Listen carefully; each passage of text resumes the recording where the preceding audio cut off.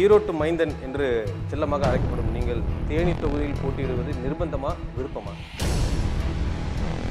என்னை பொறுத்தவரையில் ஈரோட்டு மைந்தன் என்று சொல்வதே தவறு. நான் தமிழகத்தின் மைந்தன். ஆகவே என்னை பொறுத்தவரையில் தமிழகத்திலே எந்த தொகுதியாக இருந்தாலும் அது எனக்கு சொந்த தொகுதியாகத்தான் இருக்க முடியும் ஒழிய அந்நிய தொகுதியாக இருக்காது. மறைந்த ஜெயலலிதாவை நீங்கள் பலமுறை நேரடியாக கடுமையாக விமர்சிச்சிருக்கீங்க, பாராட்டியிருக்கீங்க. குறிப்பாக ஜெயலலிதா மீது உங்களுக்கு ரொம்ப ஈர்த்த விஷயங்கள் என்னன்னு? என்னை பொறுத்தவரையில் அரசியலுக்கு அப்பாற்பட்டு ஒரு சாதனைகள் புரிந்த ஒரு பெண்மணியாகத்தான் அவரை கருதுகின்றேன். அவருக்கு சில வேண்டாத குணங்கள் இருந்தாலும் சில நல்ல குணங்கள் இருந்தது. உறுதிப்படுத்துவதாக பெண்கள் எதையும் சாதிக்க முடியும் என்று இந்திரா காந்தியை போல் நிரூபித்து காட்டியவர் என்றுதான் நான் நினைக்கிறேன். 2014 இருந்த அந்த மோடி அலை இப்போது எப்படி இருக்கிறது இந்தியா முழுவதும்? 2014 இருந்த மோடி அலை இருக்கின்றது. ஆனால் அலை என்பது எதிர்ப்பாக இருக்கிறது, எதிர்ப்பு அலையாக இருக்கின்றது. இன்று மோடி ஒரு நம்பகத்தன்மை அற்ற மனிதராக இருக்கின்றார். வாக்குறுதிகளை அள்ளி வீசிய மோடி ஒன்றை கூட நிறைவு செய்யவில்லை என்று மக்களுக்கு தெரியும். மோடியை வீட்டுக்கு அனுப்ப வேண்டும் என்பதிலே தமிழக மக்கள் மிக தீவிரமாக இருக்கின்றனர். வணக்கம் நேயர்களே, மக்களவைத் தேர்தல் சிறப்பு நேர்காணலுக்கு உங்களை அன்புடன் வரவேற்கிறோம். இன்றைக்கு காங்கிரஸ் கட்சியின் மூத்த தலைவரும் தேனி தொகுதி வேட்பாளருமான திரு EVKS இளங்கோவன் நம்மிடம் இருக்கிறார். வாருங்கள் கேட்கலாம், கேள்விகள் பல. வணக்கம் சார். வணக்கங்க. ஈரோட்டு மைந்தன் என்று செல்லமாக அழைக்கப்படும் நீங்கள் தேனி தொகுதியில் போட்டியிடுவது நிர்பந்தமா விருப்பமா? என்னை பொறுத்தவரையில் ஈரோட்டு மைந்தன் என்று சொல்வதே தவறு. நான் தமிழகத்தின் மைந்தன்.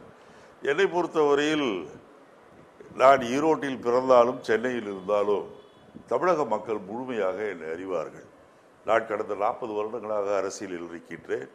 3 முறை தமிழ்நாடு காங்கிரஸ் கமிட்டியின் தலைவராக இருந்திருக்கின்றேன், சட்டமன்ற உறுப்பினராக இருந்திருக்கின்றேன், பாராளுமன்ற உறுப்பினராக இருந்திருக்கின்றேன், அமைச்சராக மத்தியில் இருந்திருக்கின்றேன். ஆகவே பல இடங்களில் பல முறை நான் தமிழகத்தில் இருக்கின்றேன், எல்லா இடங்களுக்கும் சென்றிருக்கின்றேன். ஆகவே என்னை பொறுத்தவரையில் தமிழகத்திலே எந்த தொகுதியாக இருந்தாலும் அது எனக்கு சொந்த தொகுதியாகத்தான் இருக்க முடியும் ஒழிய அந்நிய தொகுதியாக இருக்காது. இந்த பகுதியில் அதாவது தொகுதி பிரச்சனைகள் அடிப்படை உங்களுக்கு தெரியாது என்று எதிர்க்கட்சிகள் விமர்சனம் செய்யறாங்க. அதை பத்தி உங்களோட கருத்து? அடிப்படை பிரச்சனை எல்லாம் ஒன்றும் இங்க இருக்கிறவங்களுக்கு தெரியல. நீங்க இப்போ இங்க 5 வருஷமா எம்பியா இருந்தார் ஒருத்தர் இருந்திருக்காரு, அவரை பார்த்ததே இல்லைன்னு ஜனங்க சொல்றாங்க. இன்னும் சொல்ல போனீங்கன்னா அந்த பாராளுமன்ற உறுப்பினருக்கு நிதி தருவாங்க, மேம்பாட்டு பாராளுமன்ற தொகுதி மேம்பாட்டு, அந்த நிதியை கூட அவர் பயன்படுத்தல. என்னை பொறுத்தவரையில் இந்த தொகுதியினுடைய முக்கியமான பிரச்சனைகள் எனக்கு தெரியும். குறிப்பாக ரயில், ஓடிக்கொண்டிருந்த ரயில் சில வருடங்களாக ஓடவில்லை, அதை ஓட வைக்க வேண்டும். கண்டிப்பாக 6 மாதம் அல்லது 1 வருடத்திற்குள் தேனி மாவட்டத்தில் மீண்டும் ரயில் ஓடும். இங்கே வைகை டேம் இருக்கின்றது, முல்லைப்பை, எது இருந்தாலும் குடிநீர் பிரச்சனை என்பது பல இடத்திலே இருந்து கொண்டிருக்கின்றது. ஆகவே அவற்றை தீர்ப்பதற்கு என்ன நடவடிக்கைகள் எடுக்க வேண்டுமோ அதை கண்டிப்பாக நான் எடுப்பேன். முல்லை பெரியார் அணையை 152 அடி உயர்த்தப்பட வேண்டும் என்பதை நான் வலியுறுத்துவேன். இந்த பகுதியோட மக்களுக்கு அடிப்படை பிரச்சனையாக இந்த நியூட்ரினோ ப்ராஜெக்டை பாக்குறாங்க. ஒருவேளை காங்கிரஸில் நீங்கள் வெற்றி பெற்றால் அந்த திட்டம் என்ன? இல்லை, உண்மையாலுமே இந்த நியூட்ரினோ பாதிக்கப்படும் என்று சொல்லக்கூடிய பகுதிக்கு நான் போயிருந்தேன். கண்டிப்பாக மக்கள் இதிலே பாதிக்கப்படுவார்கள் என்று தெரிந்தால் அந்த திட்டத்தை முழுமையாக நிறுத்துவதற்கு நான் எல்லா நடவடிக்கை. அண்மையில கூட நடிகர் விஜய் சேதுபதி கூட சொன்னார். நடிகர் விஜய் சேதுபதி கூட தேனியில நிறைய இடங்கள்ல மலைகள் வெட்டப்படுகிறது அப்படின்னு கூட அவர் சொல்லிட்டு இருந்தார். லாஸ்ட் ஏதோ ஒரு நிகழ்ச்சியில, சினிமா துறை சார்ந்த நிகழ்ச்சியில பேசிட்டு இருக்காரு. ஸோ அரசாங்கமும் சரி, அரசியல்வாதிகளும் சரி, இதுக்கு ஒரு தக்க நடவடிக்கை எடுக்க வேண்டும். மலைகளை வெட்டுவதற்கு இயற்கைக்கு எதிரான ஒரு செயல் என்று. அதாவது நீங்கள் பார்த்தீர்கள் என்றால் கடந்த 10 ஆண்டுகளாக இங்கு அதிமுக தான் பாராளுமன்ற உறுப்பினர்களாக, சட்டமன்ற உறுப்பினராக ஏன் சொல்ல வேண்டும் என்று சொன்னால், துணை முதலமைச்சராக இருக்கின்ற பன்னீர்செல்வம் அவர்கள் இந்த பகுதியிலே இருந்தவர். அவர் ஜெயலலிதா காலத்திற்கு முன்பு இருந்தே ஆட்சியில் இருந்தவர். ஜெயலலிதா இருக்கும் போதே ஆக்டிங் முதலமைச்சராக இருந்தவர். ஜெயலலிதா இருந்த பிறகு முதலமைச்சராக இருந்தவர். இப்போது துணை முதலமைச்சராக இருக்கின்றார். இந்த பிரச்சனைகளெல்லாம் அவரால் தீர்த்திருக்க முடியும். ஆனால் அவர் இதை கண்டுகொள்ளவே இல்லை என்பதோடு மட்டுமல்ல, இந்த மக்களுடைய சாதாரண குடிநீர் பிரச்சனை. இப்போ வைகை டேம் இருக்கு, வைகை டேம் சுத்தி இருக்கிற கிராமங்களில் பார்த்தீங்கன்னா தண்ணீர், குடிநீர் பற்றாங்க. இதெல்லாம் சாதாரணமாக அவரால் தீர்த்திருக்க முடியும். அவர் ஏன் அதை செய்யவில்லை என்று எனக்கு தெரியவில்லை. கிரவுண்ட் ரிப்போர்ட்ல பாத்தீங்கன்னா எப்படி இருக்கு உங்களுக்கு வரவேற்பு? மக்கள் எந்த மாதிரியான மனநிலையில இருக்கு? அதாவது என்னை வரவேற்கும் போது மக்கள் ஆரவாரம், ஆடம்பரம் அதெல்லாம் இல்லை, அமைதியாக இருக்கின்றார்கள். நான் பேசும்போது உன்னிப்பாக கவனிக்கின்றார்கள். நான் செல்லும் போது என்னை வாழ்த்தி வழி அனுப்புகின்றார்கள். என் மீது இந்த தொகுதி மக்களுக்கு ஒரு பெரிய நம்பிக்கை வந்திருப்பது எனக்கு மிகவும் மகிழ்ச்சியாக இருக்கிறது. அந்த நம்பிக்கையை காப்பாற்றுகின்ற வகையில் தான் எதிர்காலத்தில் என்னுடைய நடவடிக்கைகள் அமையும். தலைவர் கலைஞர் அப்புறம் ஜெயலலிதா மறைவுக்கு பிறகு தமிழகம் சந்திக்கிற முதல் தேர்தல் இது. இந்த தேர்தலுடைய வியூகம் எப்படி இருக்கு? கலைஞர் ஜெயலலிதா மறைந்த பிறகு நடைபெறுகின்ற தேர்தல் என்பதை நான் ஒத்துக்கொள்கிறேன். ஆனால் கலைஞர் இல்லாத குறையை ஸ்டாலின் அவர்கள் ஓரளவிற்கு பூர்த்தி செய்து வருகின்றார். இன்றைக்கு ஸ்டாலின் அவருடைய பேச்சு மிக கண்ணியமாக புள்ளி விவரத்தோடு மக்களை இந்த மேலே மோடி அரசும் கீழே ஓபிஎஸ் இபிஎஸ் அரசும் மக்களுக்கு எடுத்த கொடுமைகள் எல்லாம் எடுத்து சொல்லும் போது மக்கள் ஆர்வத்தோடு அவரை கவனிக்கின்றார்கள். ஆகவே கலைஞர் இல்லாத குறையை கிட்டத்தட்ட 90% ஸ்டாலின் அவர்கள் பூர்த்தி செய்து விட்டார் என்றுதான் நான் நினைக்கின்றேன். ஜெயலலிதாவை பொறுத்தவரையில் ஜெயலலிதா இருக்கின்ற வரை வாய் திறக்காமல் இருந்த மந்திரிகள் இப்போ எல்லாருமே வாய் திறக்கிறாங்க. வாயை திறந்தால் அத்தனை பேரும் கோமாளிகள் என்று தங்களை நிரூபித்துக் கொண்டிருக்கின்றார்கள். முதலமைச்சர் எடப்பாடியை பொறுத்தவரையில் அவர் பெரிய அறிவாளியாக இருக்கின்றார், அதிக படித்தவராக இருக்கின்றார், தமிழிலே புலமை பெற்றவராக இருக்கின்றார், கம்பராமாயணத்தை சேக்கிழார் எழுதினார் என்று சொல்லக்கூடிய அளவிற்கு அறிவு படைத்தவராக இருக்கின்றார். அவரை பற்றி மக்கள் நன்றாக புரிந்திருக்கிறார். மறைந்த ஜெயலலிதாவை நீங்கள் பலமுறை நேரடியாக கடுமையாக விமர்சிச்சிருக்கீங்க, பாராட்டியிருக்கீங்க. இந்த முறை இந்த வீடு கூட எல்லாருமே ஜெயலலிதா வீடுன்னு தான் சொல்றாங்க. இந்த தேனி மக்களுக்கு குறிப்பாக ஜெயலலிதா மீது உங்களுக்கு ரொம்ப ஈர்த்த கவர விஷயங்கள் என்னன்னு சொல்லுங்க. இல்லை, என்னை பொறுத்தவரையில் ஜெயலலிதா அவர்களை அரசியல் ரீதியாகத்தான் நான் விமர்சித்து வந்தேன். ஒரே ஒரு முறை அவர் சோனியா காந்தியை தனிப்பட்ட முறையில் விமர்சித்த போது நானும் ஜெயலலிதாவை அதற்காக விமர்சித்தேன் ஒழிய ஜெயலலிதாவுடைய அரசியலை தான் நான் விமர்சித்து வருகின்றேன்.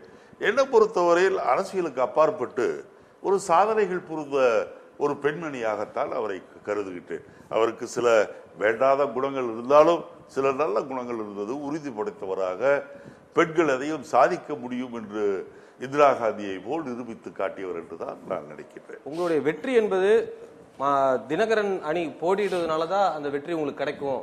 ஓட்டை ஸ்பிளிட் பண்றது தினகரன் அணி ஸ்பிளிட் பண்ணுவாங்க, அதனால உங்களோட வெற்றி வாய்ப்பு. என்னுடைய வெற்றி திராவிட முன்னேற்ற கழகம், காங்கிரஸ், வைகோ, இஸ்லாமிய முஸ்லீம் லீக் கட்சி, விடுதலை சிறுத்தைகள், கம்யூனிஸ்ட் கட்சிகளை சேர்ந்த நண்பர்கள் அவர்களுடைய எங்களுக்கு பாசிட்டிவ் ஓட்ஸே நிறைய இருக்கு.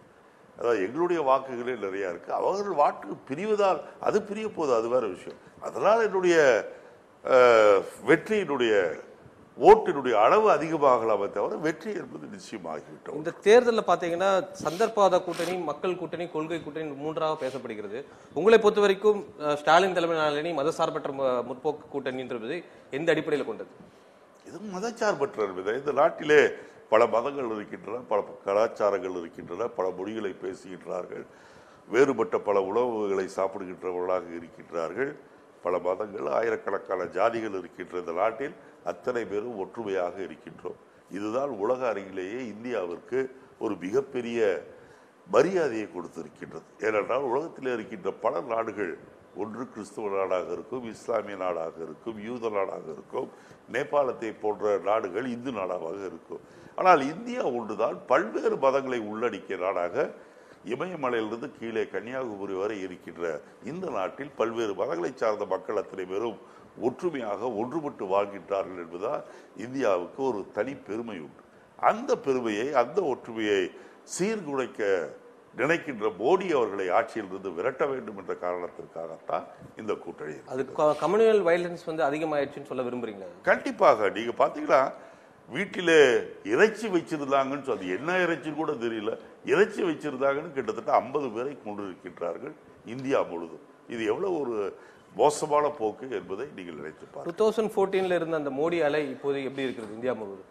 2014 இருந்த மோடி அலை இருக்கின்றது. ஆனால் அலை என்பது எதிர்ப்பாக இருக்கின்றது, எதிர்ப்பு அலையாக இருக்கின்றது. இன்று மோடி ஒரு நம்பகத்தன்மை அற்ற மனிதராக இருக்கின்றார். வாக்குறுதிகளை அள்ளி வீசிய மோடி ஒன்றை கூட நிறைவு செய்யவில்லை என்று மக்களுக்கு தெரியும். நம்ம ஸ்டாலின் கூட எல்லா கூட்டத்திலையும் கேட்கிறார், 15 ரூபா போடுறோன்னு சொன்னீங்களே, 15 ரூபாயாவது போட்டீங்களான்னு கேட்கக்கூடிய அளவுக்கு இருக்கின்றது. ஒழிய மோடியை வீட்டுக்கு அனுப்ப வேண்டும் என்பதிலே தமிழக மக்கள் மிக தீவிரமாக இருக்கின்றனர். மதசார்பற்ற கூட்டணியில் காங்கிரஸ் 10 இடங்கள் போட்டியிருக்கிறது. ஆனால் 10 வேட்பாளர்கள் முறையாக தேர்வு செய்யப்படவில்லை என்பது ஒரு குற்றச்சாட்டாக வைக்கிறது. இல்லை, முறையாக நல்ல suitable candidates have been announced. யாருக்கும் இந்த மன வருத்தமும் இல்லாத இல்லை, மன வருத்தம் இருக்கும். ஏனென்றால் ஒரு தொகுதியிலே போட்டியிடுவதற்கு 10க்கும் மேற்பட்டவர்கள் கேட்கும் போது ஒருவருக்கு கிடைத்தால் மற்ற 9 பேருக்கு மனச்சங்கடங்கள் வருவது இயற்கை தான். அதெல்லாம் இப்போ மாறி போய் போட்டியிட வாய்ப்பு கிடைக்காத நண்பர்களும் இன்றைக்கு தேர்தலிலே காங்கிரஸ் கை சின்னமும் உதயசூரியனும் வெற்றி பெற வேண்டும் என்பதற்கு பாடுபட்டுக் கொண்டு காங்கிரஸ் கட்சிக்கான பிரச்சாரங்கள் கடந்த முறை வந்து குஷ்புவும் சரி நக்மாவும் சரி தமிழகம் முழுவதும் சுற்றுப்பயணம் மேற்கொண்டாங்க. ஆனா இந்த வருஷம் இந்த தேர்தல் பிரச்சாரத்துல அப்படி ஒரு முகங்கள் பார்க்கப்படுகிறது. இல்லை. நேற்று கூட என்னுடைய உஸ்லம்பட்டி தொகுதியில் நம்முடைய குஷ்பு அவர்கள் பிரச்சாரம் செய்திருக்கின்றார்கள். மீண்டும் 2 நாட்கள் பிரச்சாரத்துக்கு வர இருக்கின்றார்கள். ராகுல் காந்தி அமைதியில் தோல்வி தழுவார் என்ற ஒரே காரணத்துக்காக தான் வயநாட்டில் போட்டியிடுகிறார். நீங்கள் பிரதமராக இருக்கின்றவர்கள், பெரிய தலைவர்களாக இருக்கின்றவர்கள் 2 தொகுதியில் போட்டியிடுவது புதுமை கிடையாது. நரசிம்மராவ் போட்டியிட்டு இருக்கின்றார். அதே போல ஏன் மோடியே போட்டு இருக்கின்றார் 2. அப்படிப்பட்ட ஒரு ஸ்ட்ராட்டஜியை காங்கிரஸ் இதுவரைக்கும் எடுத்ததிலேயே இல்லையே. காங்கிரஸை சார்ந்த நரசிம்மராவ் போட்டியிட்டு இருக்கின்றார். ஒரிசாவிலும் போட்டியிட்டார், ஆந்திராவிலும் போட்டியிட்டார். ஆகவே இது ஒன்றும் ஒரு புதிய விஷயம் கிடையாது. நீங்கள் தேர்தலிலே கேரளாவை பொறுத்தவரையில் ஒவ்வொரு முறையும் காங்கிரஸ், அடுத்த முறை கம்யூனிஸ்ட், இப்படிதான் மாறி மாறி வருகின்றதை ஒழிய கேரளாவை பொறுத்தவரையில் ஏற்கனவே கேரளா என்பது காங்கிரஸுடைய கோட்டை. பாமகவும் தேமுதிகவும் இந்த சந்தர்ப்பவாத கூட்டணியில் இணைந்து விட்டார்கள். அவர்கள் வந்து முதல்வரையும் சரி துணை முதல்வரையும் சரி தரம் தாழ்ந்து விமர்சிச்சிருக்காங்க. இன்றைக்கு பாமகவும் சரி தேமுதிகவும் சரி இந்த கூட்டணியில் பாமக, அதிமுக, பாஜக, தேமுதிக கூட்டணிலாம் வந்து சந்தர்ப்பவாத கூட்டணி. இப்போ நீங்க பாமகவும் விஜயகாந்த் கட்சியும் வந்து அதிமுகட்டையும் பாஜகட்டையும் பணத்தை வாங்கிட்டு அங்கே சேர்ந்திருக்காங்க. நீங்க ராமதாஸ் அவர்கள் மிக கடுமையாக அதிமுகவை விமர்சித்திருக்கின்றார்.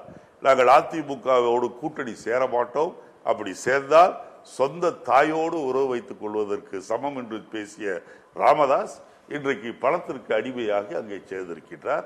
அதே போல் விஜயகாந்த் அவர்கள்தான். விஜயகாந்தை பற்றி நான் அதிகம், ஏன்னா அது முடிந்து போன ஒரு கட்சி, அது இல்லாமல் நான் அதிகம் விமர்சனம் செய்யவில்லை. காரணம் அவர் உடல்நிலை இல்லாமல் இருக்கின்றார்.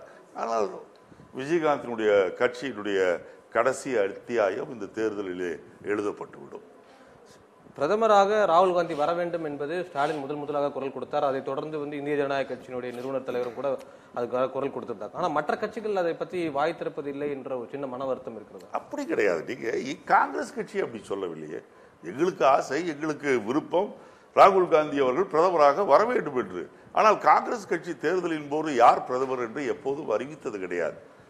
ஸ்டாலின் அவர்கள் அறிவித்திருக்கின்றார் என்றால் ஸ்டாலின் அவர்களுக்கு மதச்சார்பற்ற ஒரு அரசாங்கம் மேலே வேண்டும், மதச்சார்பற்ற கொள்கையுடைய ஒருவர் பிரதமராக வருவோம் என்ற எண்ணத்தில் எப்படி நிலையான ஆட்சியை தருவதற்கு இந்திரா காந்தியை கலைஞர் அழைத்தாரோ அதுபோல் மதச்சார்பின்மை காப்பாற்றப்பட வேண்டும் என்பதற்காக ஸ்டாலின் அவர்கள் ராகுலை பிரதமராக வேண்டும் என்று அழைத்திருக்கிறார். கலைஞர் மறைவுக்கு பிறகு ஸ்டாலின் லீட் பண்ற இந்த ரோல் நிச்சயமா எதிர்காலத்தில் ஒரு மிகப்பெரிய ஒரு சக்தியாக மாறும் நீங்க நினைக்கிறீங்களா? ஏற்கனவே ஒரு சக்தியாக மாறிவிட்டது. ஸ்டாலினை பொறுத்தவரையில் மக்கள் அவர்களை ஏற்றுக்கொண்டார்கள். கடுமையான உழைப்பு, தீவிரமான தேர்தல் பணி, அதற்கு முன்பு இருந்த கடந்த 2 வருடங்களாகவே பல மாற்றங்கள். He seems to be very matured.